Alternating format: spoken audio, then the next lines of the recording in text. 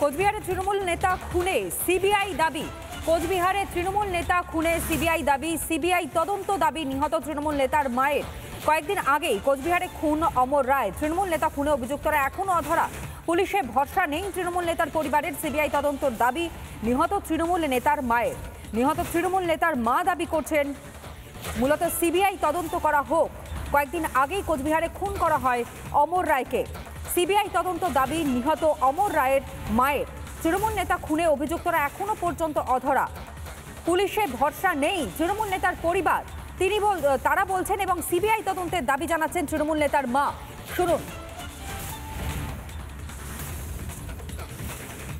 3 দিন হয়ে গেল আমার ছেলে ডোডেহাটে দিবালোকে দুষ্কৃতিকারীরা গুলি করে তাকে মৃত্যুর মুখে তুলে দিল, কিন্তু আজ অবধি কোনো আসামিকে, কোনো দুষ্কৃতিকারীকে পুলিশ ধরতে পারলো না। এটা পুলিশের ব্যর্থতা।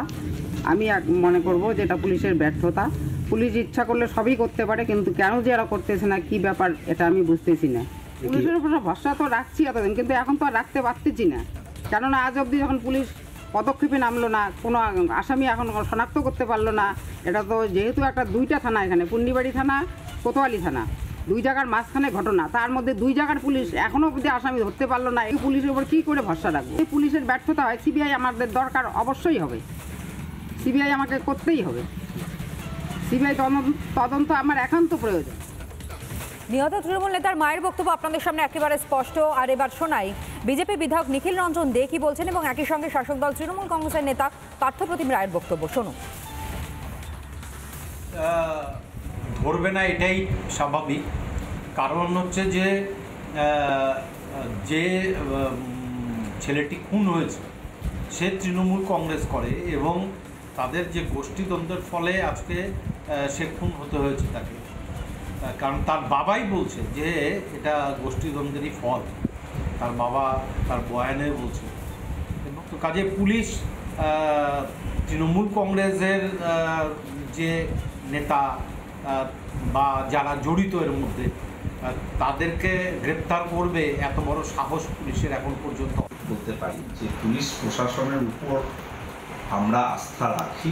পরক্ষণে এটাও উপলব্ধি হচ্ছে যে 3 দিন পেরিয়ে গেল, এখনও এই খুনের কিনারা পুলিশের পক্ষ থেকে তেমনভাবে করা সম্ভব হয়ে ওঠেনি, অন্তত পক্ষে মানুষ জানতে পারেনি। এটা একটা বৃহত্তর নিশ্চিতভাবে ষড়যন্ত্র বা পেছনে কারা রয়েছে, এটা অতি সত্বর পুলিশের দায়িত্ব এটা বের করা।